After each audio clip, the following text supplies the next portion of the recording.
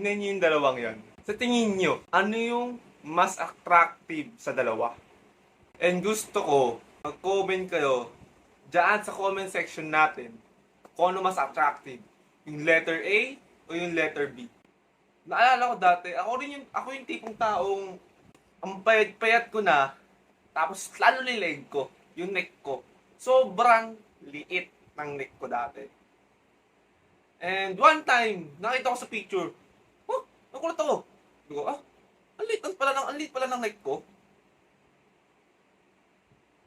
And, nag-search ako, and then, ang unang lumabas sa akin ang sinush ko, how to grow your neck is si Mike Tyson. And then, sinush ko ano yung mga benefits niya. Ang dami kong nakitang benefits, pero, ang pinakamagandang benefits din doon ay, mas magiging attractive ka. Tama kayo na narinig nyo, mas magiging attractive ka. Alam ko medyo, isa yun sa mga weird na workout, pero trust me, mas tataas yung confidence mo. Nga pala, kape muna tayo. Alam ko marami sa inyo na weirdoan. So paano bang mga workout? Mamaya ipapakita ko sa inyo.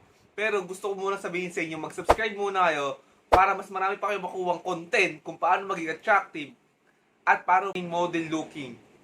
Plus, model looking physique. Okay, syempre, unang-una kaya i-work on yung neck. Kasi yung neck, ito yung nakikita. Pag naka-t-shirt ka, di ba nakikita yung leg mo? Syempre, kaya sobrang halaga ng neck. Kaya, ito kasi mostly na neglect ng mga tao, lalo na pagpunta sa gym.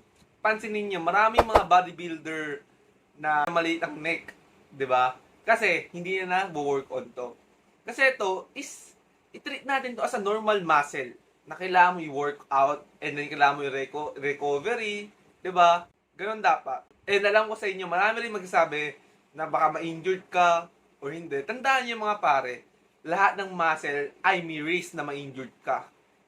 Diba? Hindi porket neck to. Although sabihin na natin sensitive siya, pero with proper technique at ang ipapakita ko sa inyo, I guarantee you guys na safe ito. Ano pa hinihintay nyo? Let's go to workout. Okay. Net-workout tayo. Kilala niyo ba si Mike Tyson? Okay, gusto mo yung Mike Tyson yung leg niyo. Kailangan mag-net workout yun. At nagkapakadaming benefits na ito mga pare. Ay. So, huwag niyo kalimutan mag-cup para hindi kayo magka-acne. Okay. Ito ng klase.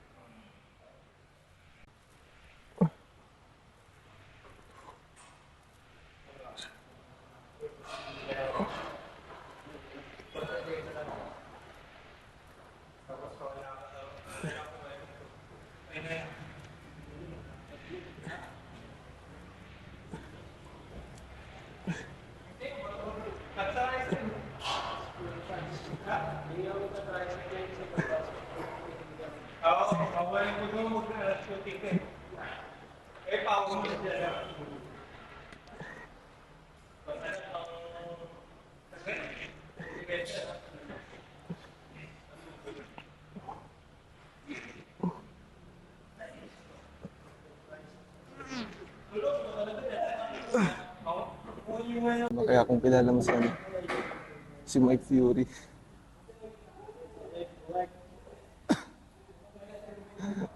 Kaya si Mike Fury. Hindi na ginagawa na. Kung kilala si Mike Fury.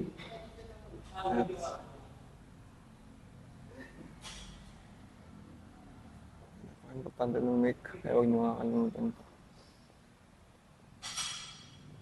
Yung napapansin yung mga ibang bodybuilder na lalaki ng katawan. Pero pag naka-jacket or nakatali yung jeans nila, hindi nila tignan kasi mapayat yung neck nila. Gusto maging attractive, I highly recommend na i-work on mo yung neck mo. Huwag nyo kalimutan mag-warm up.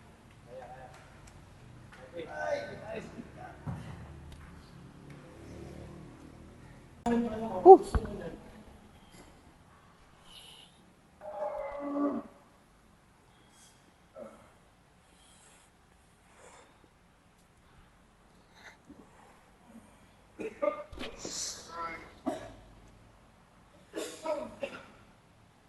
Mag-isimula ka mag-neck workout. Asahan nyo.